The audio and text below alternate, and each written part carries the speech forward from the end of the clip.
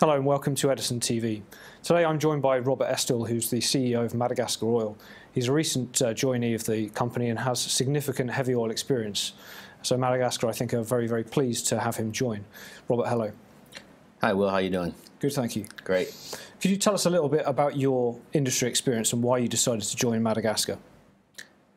Well, actually, I'm a petroleum engineer, so I've been in the industry for over 30 years and have actually been fortunate to work across most opportunities in the U.S., in Asia, in Europe, and across the many different types of assets.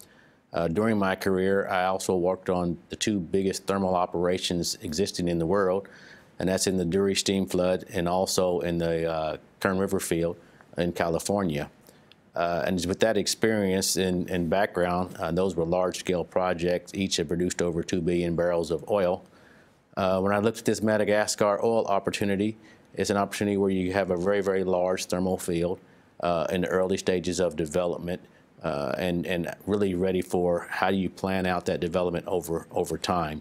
It's got a significant resource base.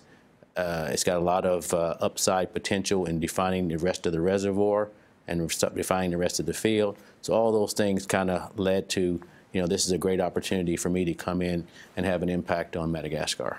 At the same time that you joined, Michael Duginski joined from Berry Petroleum, or previously from Berry Petroleum. Can you talk a little bit about his experience and what he will bring to the board?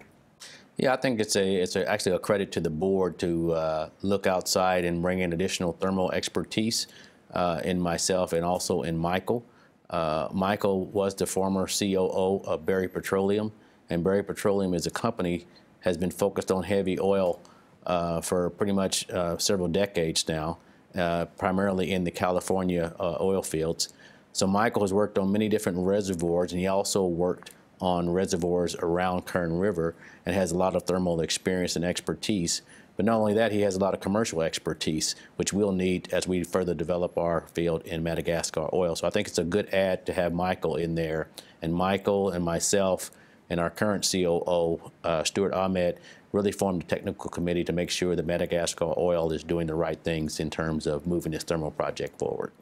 You joined from Marathon, where a lot of your experiences is essentially with a very large company with unlimited resources.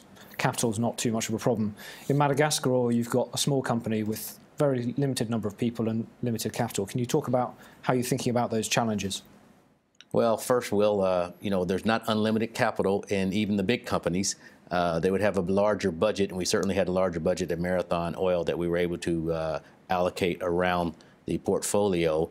At Madagascar Oil, is somewhat similar. You don't have the large budget, but what we do have is a focused asset base, and we understand where our portfolio is, where our assets are, what the investment requirements are. So our challenge and what we're looking forward to and actually focusing on is make sure we're bringing in the financial resources that are necessary to develop our opportunities, which I think are pretty vast. If you need any further information, you can go to the Edison website.